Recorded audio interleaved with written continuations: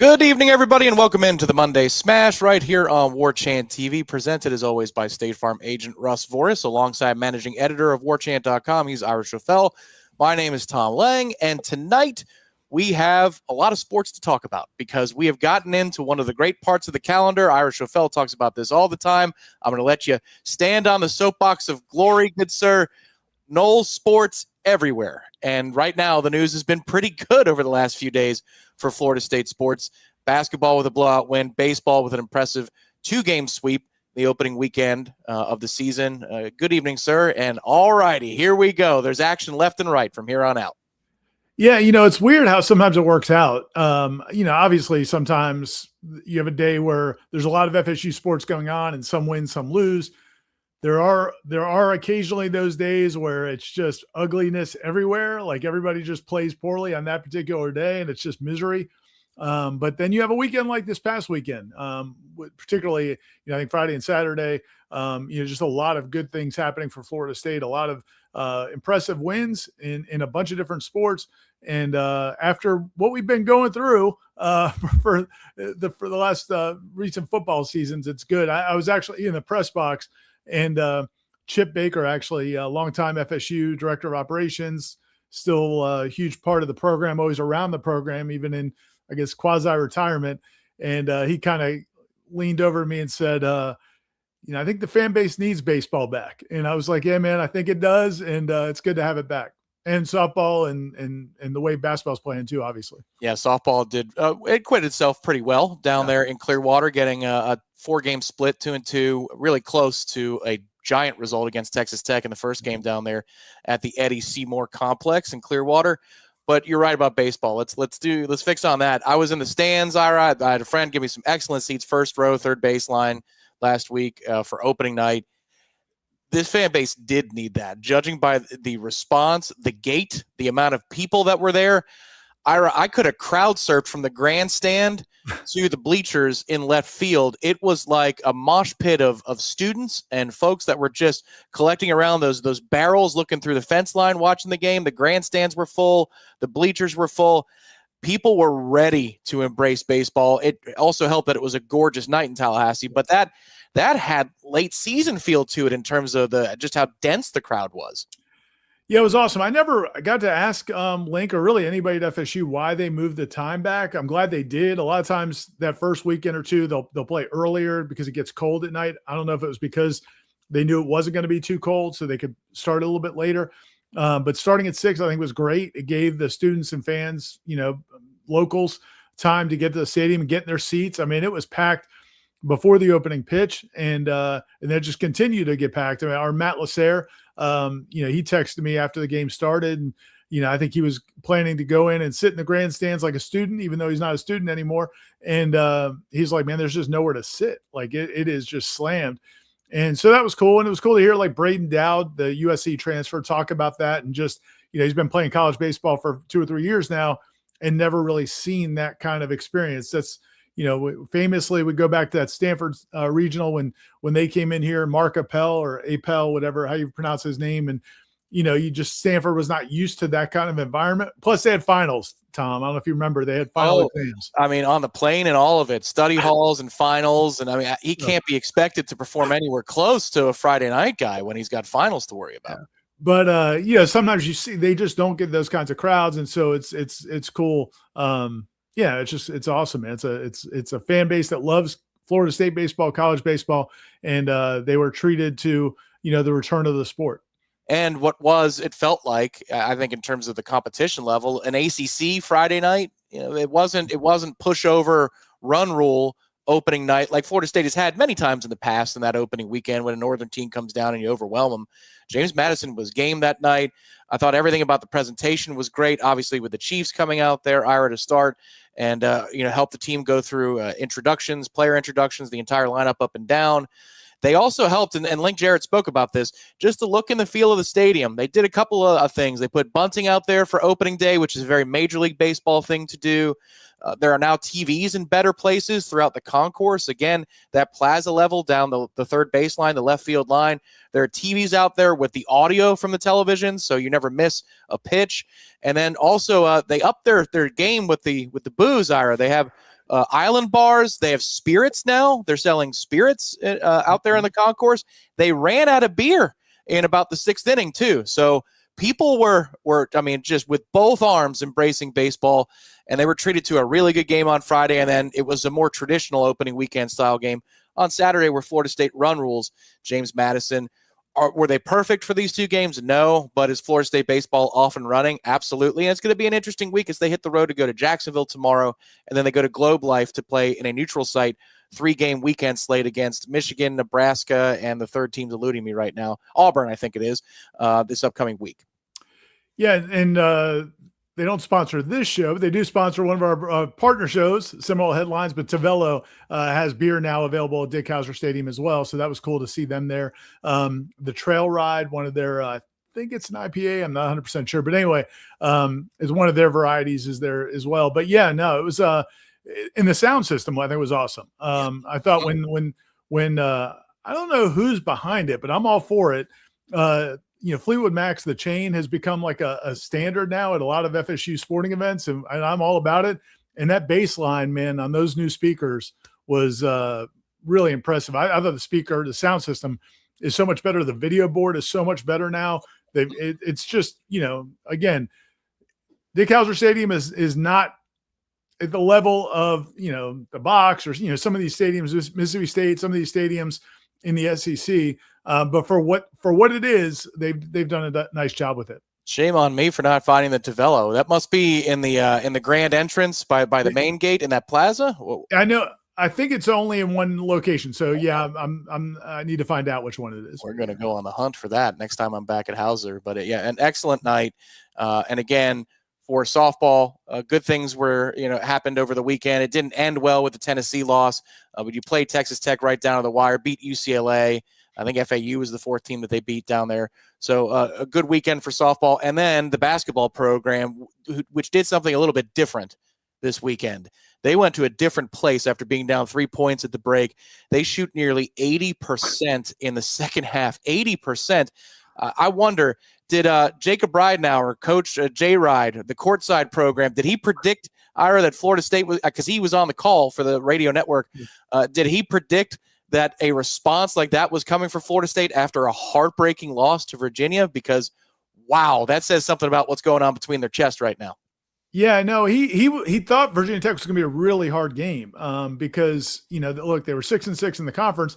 He pointed out that there's some games they probably should have won. They had just beaten Clemson, I think maybe on the road. Like they had been playing. They're a good basketball team.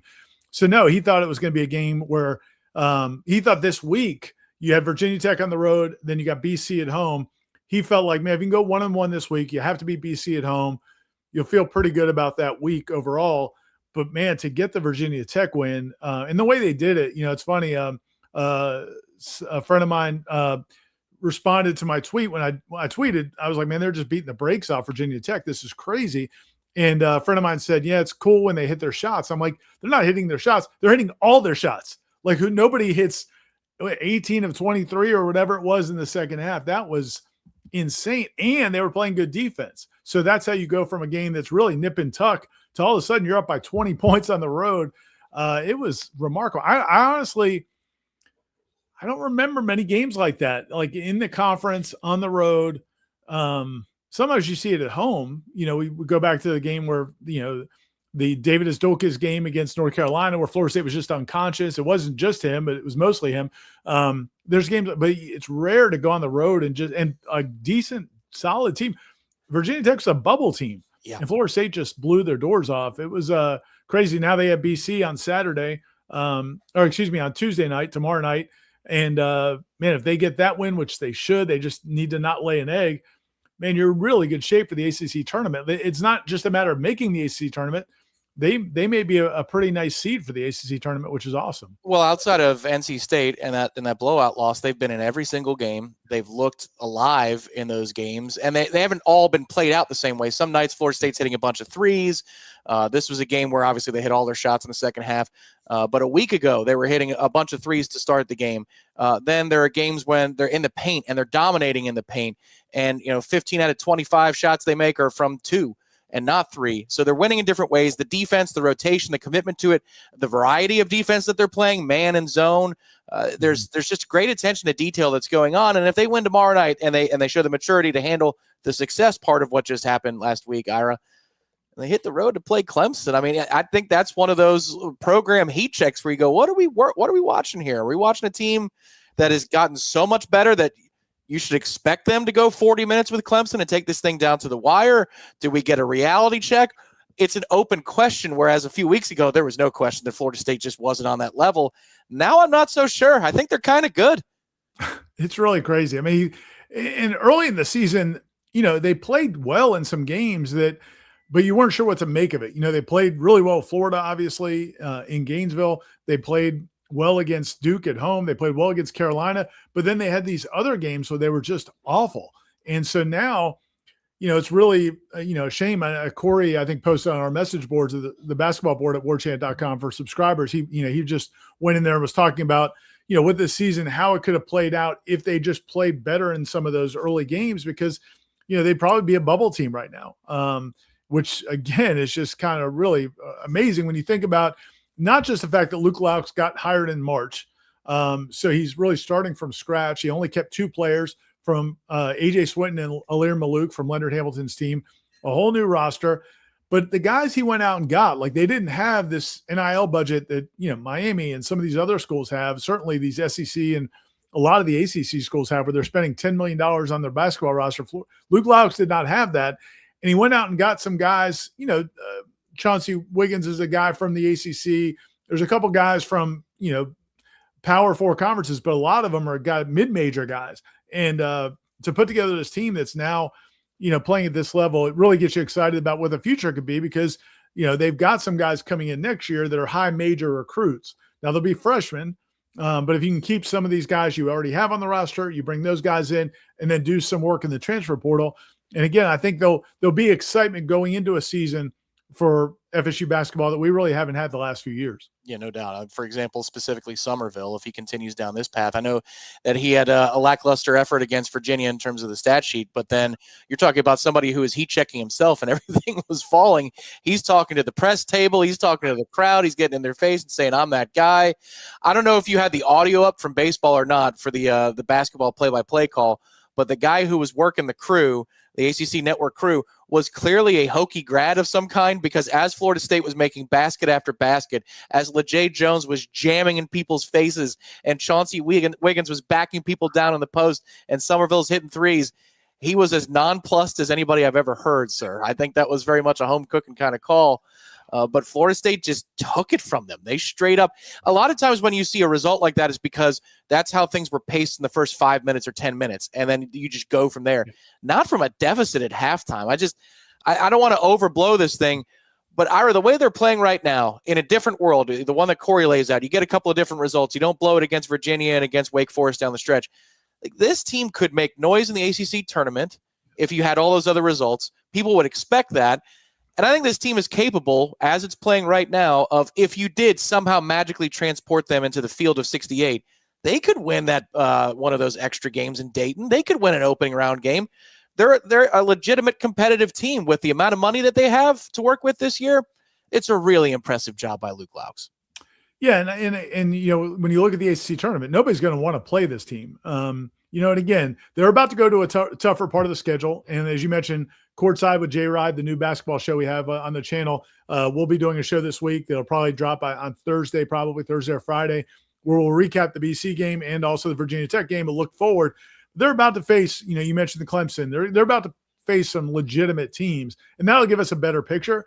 But it's pretty consistent now for the last month or so, where they've played really good basketball, played hard, competed, rebounded, defended. And if you do all those things, you give yourself a chance. Now, if you can't shoot at all, like they couldn't against Virginia, you're going to still probably lose that game.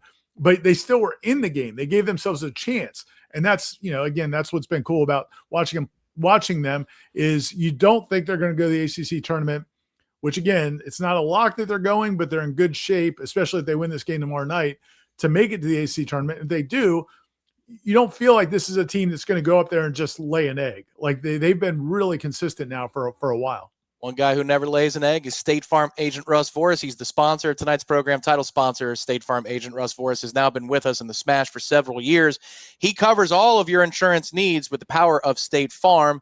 He's got operations out on the east coast of the state. If you live out that way and you want to drive out to see him, he's got offices in Jacksonville Beach and Orange Park. If you want to talk to him and consult and talk to his team about all of your insurance needs, if you live in Florida, if you live in Georgia, if you live in Alabama, he's got you covered. All you got to do is call one of the phone numbers you see on the screen or go to russforrest.com. I'll give you the Jacksonville Beach number because I neglect that often. I'm privy to the Orange Park number, but it's 904-834-4282, 904-834-4282 for Jacksonville Beach. Russ Forrest is a diehard Nole. You mentioned it last week, Ira. He loves him some baseball. I was half surprised I didn't get any text this weekend about maybe some of the pitching that was a little bit lackluster or some of the hitting that looked very, very good. I'm sure those texts are coming. He loves him some baseball, but he loves all Nole sports. So if you want to support a business that supports Florida State, supports us, Russ Forrest is your guy. Yeah, and if you do reach out to them, and again, there's no commitment. It's not like they're not going to put a hard sell on you. You just want to get some information, maybe compare it to what the plans you have currently. And again, for any of your insurance needs, again, mentioning you heard about him on the Smash. You heard about him from Tom and Ira and Warchant.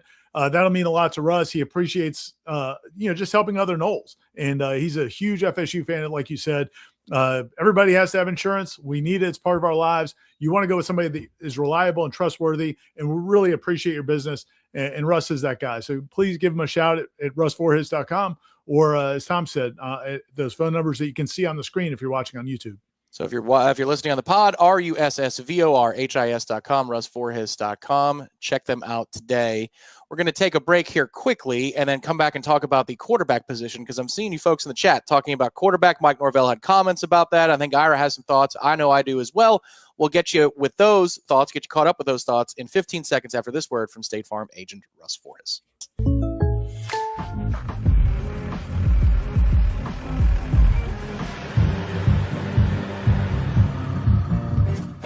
Contact Russ Forrest for an auto quote today. If you have questions for us behind the scenes, feel free to file those into the chat, whether you are on YouTube, whether you're on Facebook, even Twitter. I know that our streaming service is having some issues with Twitter, but if you're there, fire those questions along, and Director Nick Carlisle is working behind the scenes, and he will have those questions ready to go as we proceed here on the Monday Smash. Before we get into the quarterback conversation, I want to lay out the content for the week just a little bit.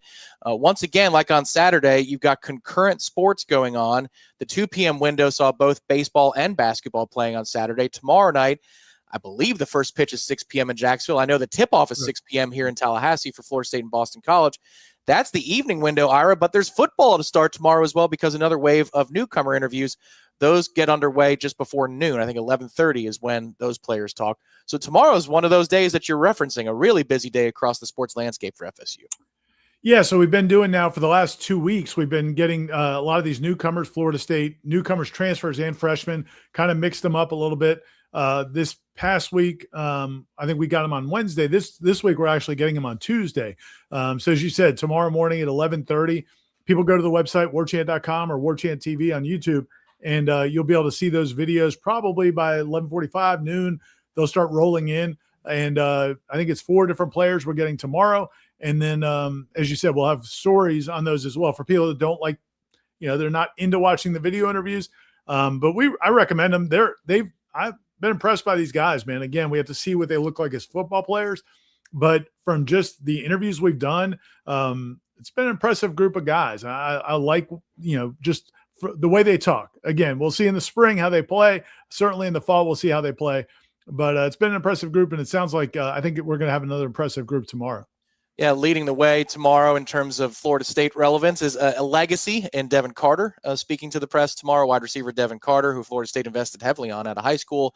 Real quick on him.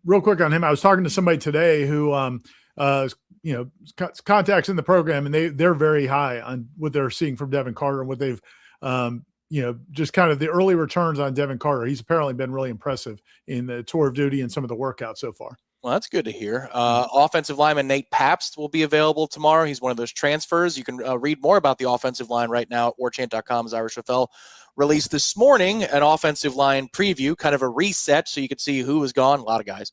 Who's come in? A lot of guys. Nate Pabst is one of those. Tight end Desario Riles, the East Carolina transfer, will be speaking tomorrow as well. Did he go to North Carolina? The linebacker, North Carolina, correct? Yeah. I'm going to go. There's a silent G in his last name. I'm going to go Makai Bayor. I'll find out. I believe that's correct. Somewhere in that ballpark, but yeah.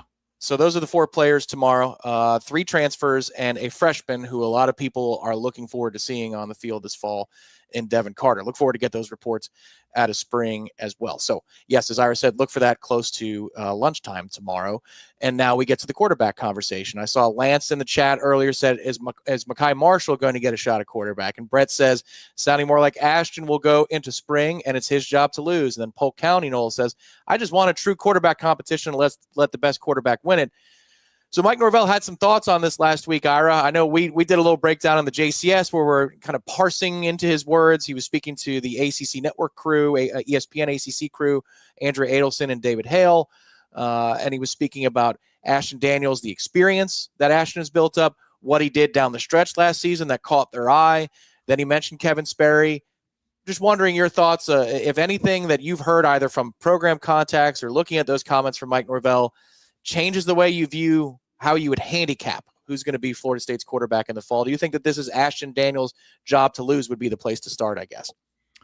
He's definitely the odds-on favorite. I think he was probably when he got signed, but I think maybe even more right now. I mean, I have heard that, just seeing him physically, athletically, people have been impressed. What he can do in the workouts, just, he's an impressive athlete. We knew that because we've seen what he did at his previous schools at Stanford and at Auburn. When he got chances to run, he's an athletic guy. He's also, I think, maybe there's a little bit of grading on a curve because his stature is a lot more of what you want to see from a quarterback compared to Tommy Castellanos.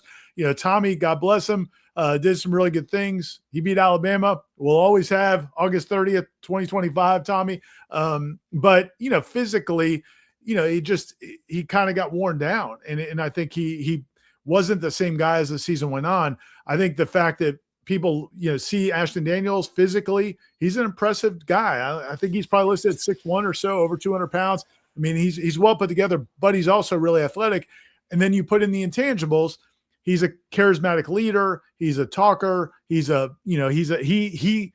acts the way you want your quarterback to look. That's all great. So for all those things, I think he came into when he got on campus, I think he probably already had a lead on Kevin Sperry because he's 4 years older and played a lot of college football. I think he's probably extended his lead based on that. But what I would say is they haven't had the opportunity to show what the real concern about Ashton Daniels would be, his accuracy as a passer. Like that. So that part has not been really, nobody's been able to evaluate that yet and really won't until they get into spring practice. So that's going to be where kind of the proof is in the pudding. If he can run the offense, complete passes efficiently, hit passes in timing, Mike Norvell and Gus, but certainly Mike Norvell likes a timing-based offense. So they're going to want the passing game. So again, those are going to be the bigger questions, but everything so far has been great, but these are kind of the things we knew Ashton Daniels would be good at, the athletic ability and some of the intangibles as a leader. He's definitely got those things. He graduated from Stanford in like 3 years with a real degree.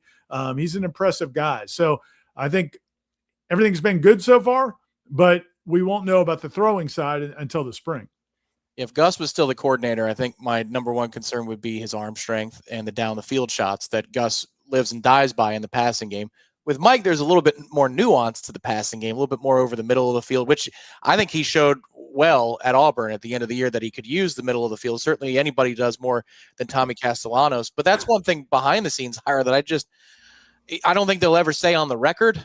Maybe you get some kind of intel behind the scenes, but just when it became clear that Gus was retiring and Mike becomes the offensive coordinator, how much does that shift standing of Daniels versus Sperry versus Malachi Marshall? Did it at all? Does the way that Mike wants to call the offense maybe favor Daniels a little bit more as a passer? That's got to be a fascinating secondary discussion that Daniels had no designs on having ever when he signed at Florida State, that a couple weeks later his OC was going to be gone. But that is the invisible hand, I think, that is going to loom over this offense, not just the quarterback position, but the offense as you get into spring practice next month. Yeah, man, I kind of had a theory. I don't know. I don't know when Mike Norvell got the sense that Gus was going to retire. There's no way to know. Like, it's crossed my mind that maybe they knew earlier and didn't announce it until after the transfer portal was closed and everything like that. Maybe it was just something Gus and Mike had talked about. I don't know. I thought it was interesting because back in December, when they started making some of the hires, when they hired Cam Martin as running backs coach, they, some of the decisions they were making at that time in the portal, at that time, there seemed to be real questions about whether or not Gus was coming back this year.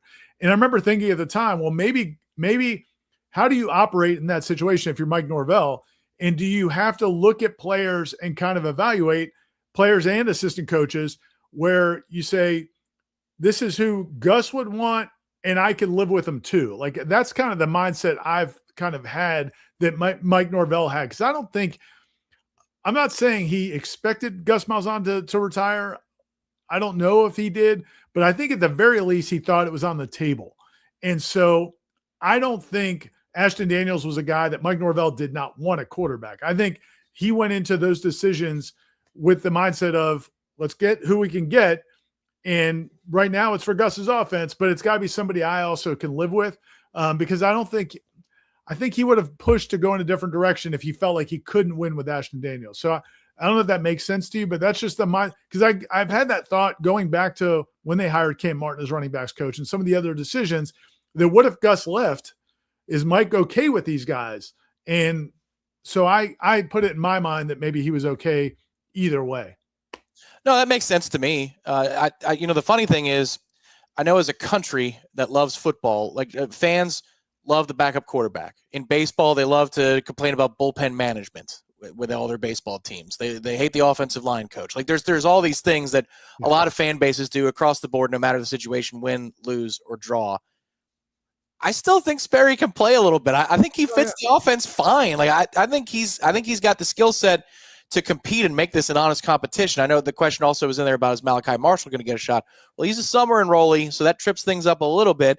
Doesn't mean it's impossible. He's got a cannon for an arm. We know that, which is a little bit different than the other two candidates. But I think Kevin Sperry still has a fighting chance here. And I almost feel like, I wonder if you do, Ira, this is something we talk about a lot in the JCS, but Ashton wasn't terribly expensive. And if you did a big board of quarterbacks in the transfer portal, he's not on the top 5, probably not in the top 10, or maybe a little bit more than that. I feel like taking a chance on him also signals to Kevin Sperry that, hey, man, you got a real shot here. Don't just pack your bags in your mind because we're paying somebody a lot of money like we did DJU and Tommy Castellanos. You got a crack at this thing.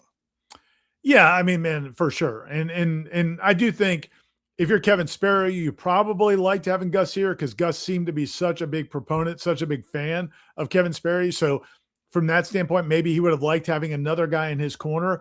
But I think Mike Norvell likes him too. And yeah, to your point, man, like, and that was kind of what I was trying to get at earlier, even though I didn't really talk about Kevin Sperry, is it's going to be hard for him to make up ground right now. Like, Kevin Sperry's a good athlete. The stuff they're doing now is in the weight room and it's in tour of duty, which is just running and endurance and there's some technique stuff, but it's going to be hard for him to make up ground on a guy who's a really good athlete, probably a more impressive physical specimen overall when you talk stature and everything else, and is older and is a plus when it comes to like leadership and those things. So Kevin Sperry really can't make up any ground here. I think the challenge for him is going to be, man, just keep holding serve and give yourself a chance that when we get to the offense part, like get on the field, that your throwing ability, and if Ashton Daniels hasn't improved his throwing, and if he hasn't improved his ball security, that was one of the things Ashton Daniels talked about when he spoke to the media last week, was, he has had a problem in the past with ball security, not just throwing interceptions, but also fumbling the football. So if he hasn't fixed those things, then that opens the door for Kevin Sperry. But the key for Kevin Sperry now is he's got to hold serve and not fall so far behind in these other areas, especially like you said, just kind of believing you have a chance, carrying yourself like you're a real competitor. I think that's all super important. You go back to the last real quarterback competition we had here, which was Mackenzie Milton and Jordan Travis, which was 5 years ago.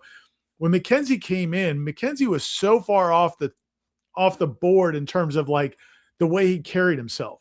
And that was one of the things that they really wanted him to do, was teach Jordan Travis how to carry yourself like a quarterback. And what I mean by that is Jordan Travis had never been the leader, the guy that has to kind of set the tone, set the example for the offense. And so, in high school, he probably didn't have that role, but in college, you have to take that role on. Tommy did a good job of that. Like, quarterbacks have to be able to kind of carry that mantle or carry that responsibility. Jordan didn't really know how to do that. Mackenzie had that way off the charts. So like the first month or so Mackenzie was on campus, he had a big lead in that area. Then when they went out in spring practice and Mackenzie's struggling with the leg, and, Jordan probably could have passed him earlier, but I don't think Jordan was carrying himself the right way. So that's what's going to be important for Kevin Sperry is right now, man, you have to match Ashton Daniels so you're not getting lapped in that area going into spring football, so that you have a chance to make up the ground. But yeah, man, I think it's a real competition. I think it will be a real competition. But if Ashton Daniels throws the ball well and commands the offense, then, he's definitely going to be the guy. To your point about Malachi Marshall, he is getting here in the summer.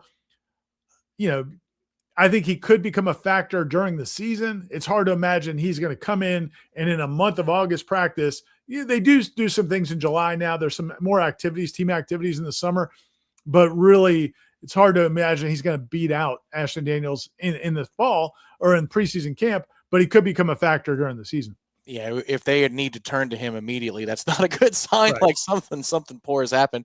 And what's funny is now that you're getting the momentum here with these other sports that are going on, we spent a lot of time talking about, basketball and baseball tonight. We're really not that far away from the beginning of spring practice. It's roughly 3 weeks away because you have player interviews tomorrow that we already laid out. Next week on Wednesday, another set of 4 players. Wednesday, March the 4th, another set of 4 players. Chuck Kennan somewhere in there is going to speak to the media as well. But then that following week, you get into the second week of March, the expectation that we have, I know Matt Lacer's talked about this, you've talked about this, that's when spring practice is going to begin. It hasn't been uniform in years past about exactly when it triggers. They've gone before the university spring break. They've gone after the university spring break, but it's trending on the earlier side again this year, that spring practice for Florida State's roughly 3 weeks away, which is crazy when you think about it. Yeah, man, it's exciting. I was actually thinking about it earlier today. I was just thinking that, we've actually had a lot of football on the website today. As you said, we had the story about the offensive line preview. Corey had a story about EJ White, the freshman wide receiver, who had such a great season this past year at Vero Beach quarterback, but he's moving back to wide receiver. He's also a kid that I'm pretty excited about this year as a freshman. But man, we're just a couple weeks, really just 2 or 3 weeks away from getting into spring football, which is really an awesome time of year because you get spring football coverage plus, as you said, baseball and basketball still wrapping up. And if you're not a Warchant subscriber, jump on board. You get a free trial or you get the first week for $1 and you get a taste of it. And then if you like what you read and see and interact on the message boards, you can sign up for the full year. People are fired up this offseason, too. I have to say, I wondered how the TC was going to go. And I know that there's obviously a lot of folks feeling a certain way about the program and expressing that on a day-to-day basis. Maybe I do a little bit of that myself in the multimedia front. But the TC's fired up. Everybody's all in on baseball, all in on softball. Great support for athletics going on right now at warchant.com, in addition to all the great content that you're going to get from Ira and everybody on the writing staff. Join us today, if you will. It's about to get really fun here over the next month. And that's where I would say that's what's brewing, right? Is that more and more sports are happening. And the Copper Drip is our fantastic segment sponsor tonight. They're letting us know about their new subscription service that's available at thecopperdrip.com. This is small batch, ethically sourced, freshly roasted coffee delivered automatically to your door with flexible delivery options. You want it once a month? You want it every couple of weeks? You got it. You can save up to 15% on every order when you subscribe. No reordering necessary. No running out for coffee to the grocery store. None of that flat grocery store flavor. You can support a mission-driven small business. It's woman-owned. Sierra and Brandon are awesome. Sierra and Brandon were out there supporting the Tallahassee Marathon a couple of weeks ago. They were at Tallahassee Nurseries. They also, Ira, if you don't just want the coffee, but you want the service to go along with it, there it is.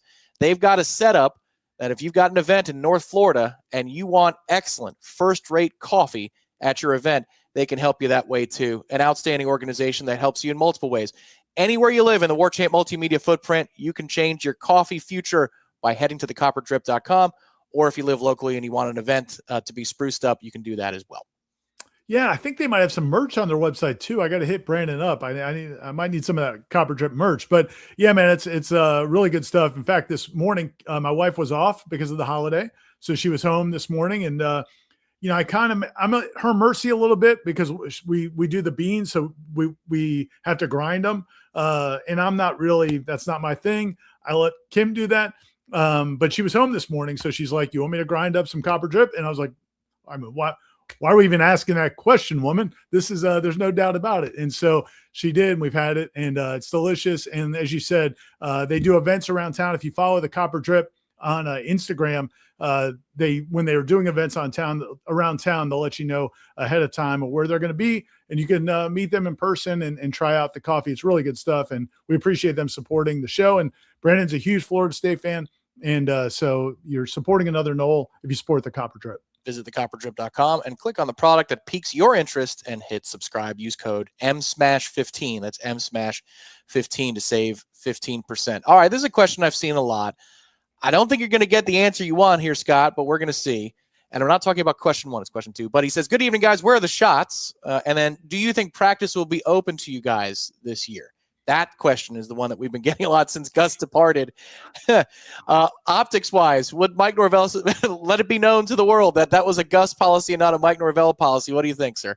Well, it's hard because they denied it so vehemently. Mike Norvell actually told me personally that why he did it and his reasoning for it. And that reason doesn't really apply this year. So if he wanted to change it, he could say, listen, you remember the reason, because the reason he did it last year was there was a portal window after the spring last year. So the idea was, if we're at spring practice and we're writing about these guys who are, doing really well in practice, but they're not really getting opportunities to play in games, then they're going to be their agents are going to use that against Florida State, get them in the portal and try to get other schools to kind of bid for those players.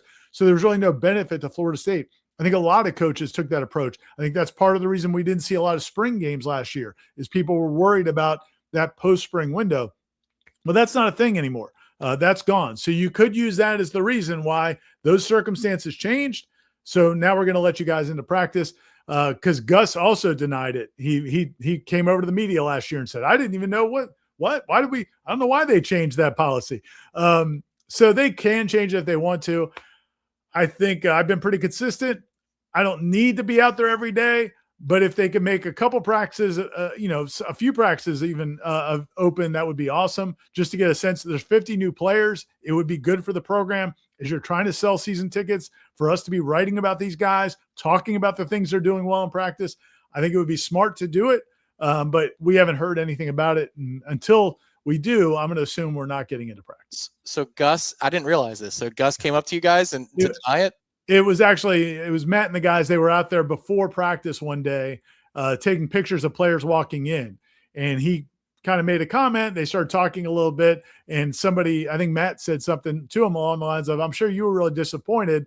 And he's like, well, I didn't have anything to do with it. Wasn't me, which, whatever. Gus, you truth teller, you absolute, yes, honest Abe.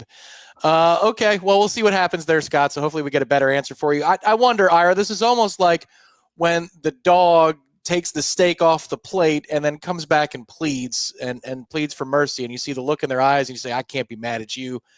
Florida State lost to Virginia last week. That was the threshold for the shots. They had to beat Virginia, and they didn't. But then, with the sad puppy eyes, they shoot 78.2% in the second half to blow out Virginia Tech. Yeah. Do we say, I can't stay mad at you, Florida State, enjoy a shot? Or do we say, we stick to principles? You can see if you can earn it back this week with a win over Boston College and a win at the Little John over Clemson. You are the judge, the jury, and the executioner of the shots. So what do you say?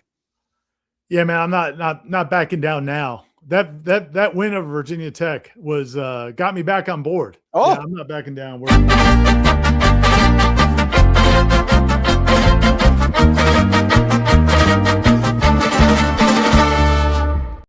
%78.2% was enough, Noles. There we go. All right. But you're sticking with the same tequila because they didn't beat Virginia. Is that right? Well, yeah. I'm not going crazy, but yeah, we're gonna stick with the Battle's End Cambio. That I think you can still get at the battlesend.com. The website support the Battle's End, and yeah, we're making a dent in that bottle, and so yeah, man, we're still doing shots. This basketball team has not let us down yet.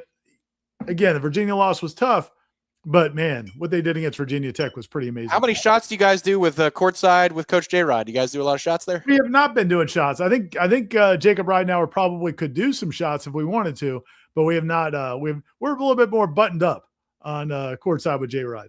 All right, here's taking care of business tomorrow night, everybody. Cheers.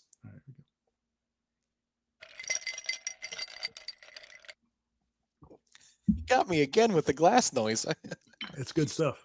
Oh, that's really good. In fact, I'll tell you what. I'll ask you this question. There's so little left in this bottle. I've been talking about killing it for weeks. I'll do that after I ask Ira this question. Excuse me. Florida man in Alabama, who I'm sure is very happy about these shots that we just took. It says, the way Link has performed, do you keep the Bananas baseball infield in Doak during the spring? Now, serious question here, sir. I wonder if maybe some of the folks over in the athletic department might not look to this weekend as be a staging ground. What if Florida State was to play, say, the University of Florida at Doak, if it logistically works out okay? I know the dimensions would be wonky, but wouldn't that be a really cool thing that maybe the Savannah Bananas trip to Tallahassee could open the door for? That's wild, man. I had not contemplated that at all. Good job there, Tom. Way to finish that up. Yeah, I hadn't really contemplated that at all. I've seen pictures of what the stadium looks like right now, but like to your point, I haven't looked at the dimensions of what the outfield fence is going to be. But maybe you put a big screen up if it's not that big, but if it's not that deep. But I love the idea of it at some point. Man, I love the idea. Again, just kind of inspired by your hockey experience down there in Tampa when you guys had your big win, what they did down in Miami. Yeah, man, I love that. If we're not going to get a brand new Dick Hauser Stadium that seats 11,000 or whatever everybody wants it to be, man, that would be awesome. I don't know the logistics for this year, but I love the idea of maybe trying to do that at some point. Call it the Mike Martin Classic, man. It could be. It doesn't even have to be Florida. It's just a game on a Saturday once a year, because I know Florida's midweek right now. So if it was a game on a Saturday, you play it at night. There's a festival around the whole thing. I think that would be just tremendous. Maybe it's something they would be open to. You need to make more money. So I just have this vision of 20,000 Florida State fans mocking Kevin O'Sullivan. Like that should be reason enough, right? My God, can we schedule it for now? Can we say let's do it this week? Yeah, that would be a phenomenal thing. I will say, I wonder if you've heard this. This is total hearsay. I don't know if they're going to follow through on it or not, but it sounded like there was an appetite for some sort of showcase this year, spring showcase, like Mike Norvell has done in the past. Couldn't nail down a specific date or anything, but because of that portal window that you mentioned earlier, since you did discuss that before we enjoyed our shots, there might be an appetite for bringing that back at least this year. Have you heard anything like that? I hadn't heard it, but that doesn't mean it's not true. I just haven't talked to anybody over there recently, and I have not asked about it, but that's a good question. And it makes sense. Again, that was kind of one of the reasons why, people didn't want to do those last year. But with that off the table, why not? And it's something the fans want, man. Like the fans have been through a lot. And this fan base showed up last year, even coming off of a 2-10 season. They won the Alabama game, but nobody knew they were going to win the Alabama game. But the fans came out. They were awesome that game. Really, turned out and showed up and were a factor in that game against Alabama, coming off an awful season. And so this fan base has been through a lot. They paid extra for tickets. They've done all the things that the administration's asked them to do. Anything you can do to pay them back, it would be smart, and that would be a good way to do it. So I hope they are doing it. I hope you're hearing right. Brandon asks, and it's a baseball question, after opening weekend, did this team look different mentally from last year, tougher, more confident, or is it too early to tell? They look like they have more good bats, I think, Ira, and it looks like they're going to be worse defensively, especially in the infield. but it's hard to draw anything from 2 games against James Madison. I thought, like the starting pitching, for example, I thought was average to below average. But his opening weekend, and he had a guy get scratched and a guy moved up, Bryson Moore, from Sunday to Saturday. Any takeaways? Because you also had the pulse of the team by being in the interview rooms as well. Anything that was notable after 2 days? Yeah, and I think to your point, they only played 2 games. And I really felt like what you talked about earlier, the atmosphere on Friday night, the marching Chiefs were playing outside the dugout, like on the field, outside the dugout during pregame introductions. And it looked like when you watch some of those young, especially the young guys, especially the first-time players, John Stutzer stands out, but in terms of in a negative way, in the sense of you could just tell the emotions were so high. I mean, I think it's opening day is always emotional for all college baseball players, but then you have a bunch of new players with that environment, a sold-out crowd, 6,700 people, plus the marching Chiefs and everything else. It felt like some of the guys just never settled down in that game. The approach at the plate was not very good for a lot of those guys, but I thought it was a lot better on Saturday in game 2. So I think, we'll see what this team really is as we go forward. But as far as the mentality, one of the things that, I think Link is concerned about, he's talked about it extensively several times now, is he is a little concerned about some of the emotions of some of these guys. So where you describe them in the question as tough, I think there's some stuff to them and there's some emotion to them. But again, I think Link's trying to make sure that that's not out of control, because that may be part of what happened on Friday, just the emotions kind of getting the best of guys. So that's going to be a work in progress. And I think Link's going to try to kind of find the happy medium with that as it goes along. Just because I want to hear the shot music again, I'd like to hear the music. And after the music, we're going to determine what it takes for Florida State to continue the shot tradition next week on the Smash. Let's roll that beautiful footage.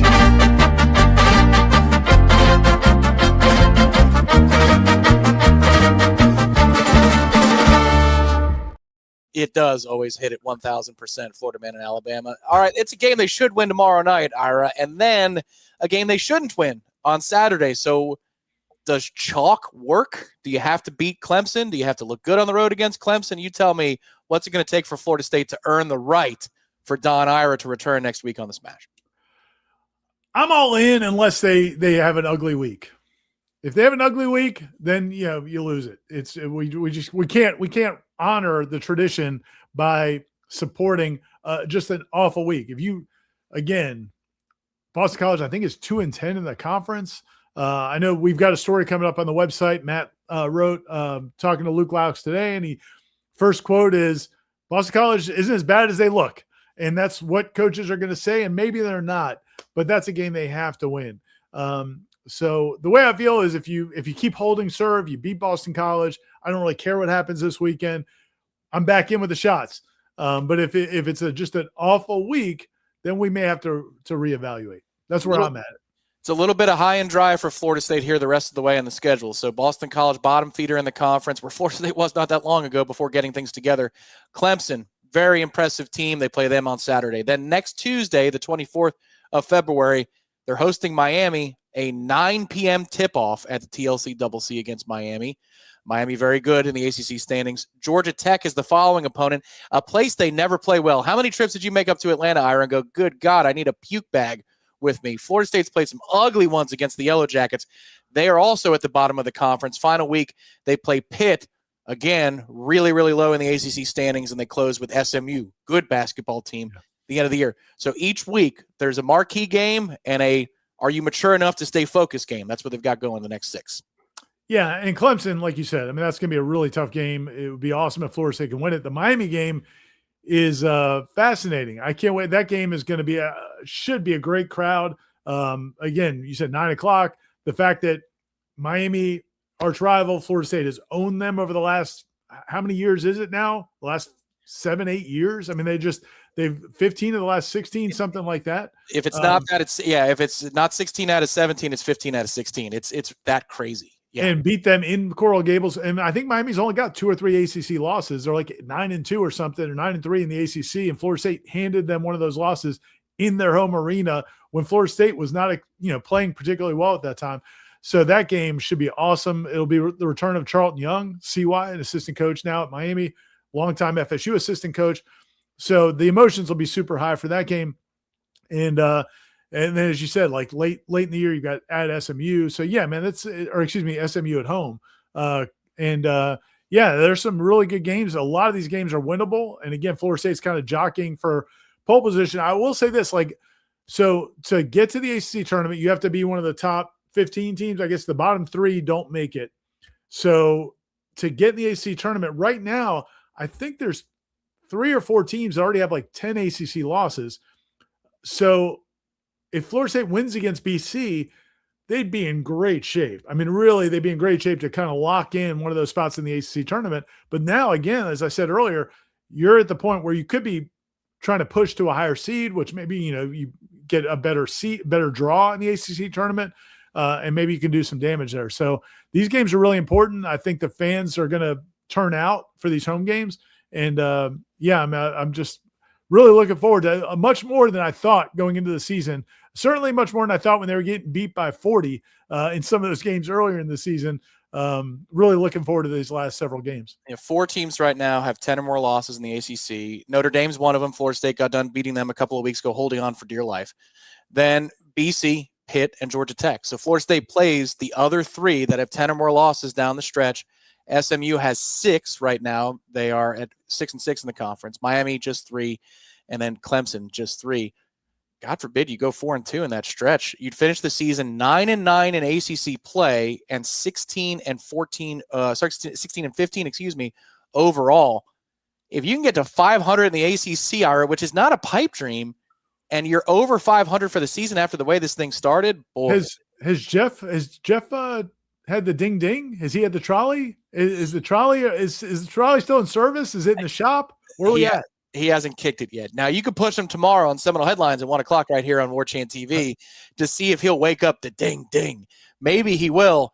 I think if they sweep this week and we start next week out hosting Miami at 7-7 in ACC play, the ding ding's alive. Yeah, or if not the NIT, then that Fox tournament that they have where they pay the players out there, the Fox Network tournament where they play out in Las Vegas. Wouldn't that be a great assignment to go cover? Well, now that I've been out to San Francisco and I've been on those trolleys, that now I've got a better appreciation for it. So I'm excited, man. I'm going to embrace it if Jeff brings it back. Do we have one more thing this week? No, man. Just stay connected to warchant.com. And if you have not subscribed, Warchant TV is awesome. We love the fact that you guys come on and share your questions and watch the shows we do. But there's a lot of really good content on the website at warchant.com if you're not getting it. And it's a good deal, man. It's basically less than the price of a lunch.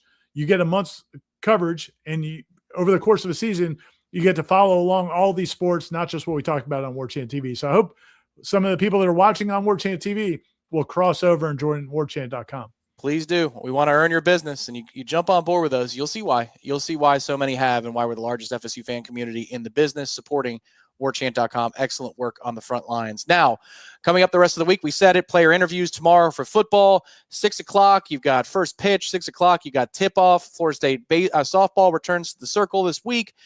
You got a whole lot of coverage coming your way at Warchant.com, Warchant TV. Wake Up Warchant will be in your feeds all week long. Seminole Headlines tomorrow at 1 o'clock. And then, of course, courtside with Coach J. Ride. Basketball's getting interesting, everybody. So be sure to tune into that later in the week as well. For Director Nick Carlisle behind the scenes, for Ira, we want to thank, of course, our sponsor, the Copper Drip, and title sponsor, State Farm agent Russ Voris, for his longtime support of the Monday Smash. We thank you all for advancing the discussion. And if you're listening in the podcast, Ira has one more thing. Hit the music, Nick. What do we got?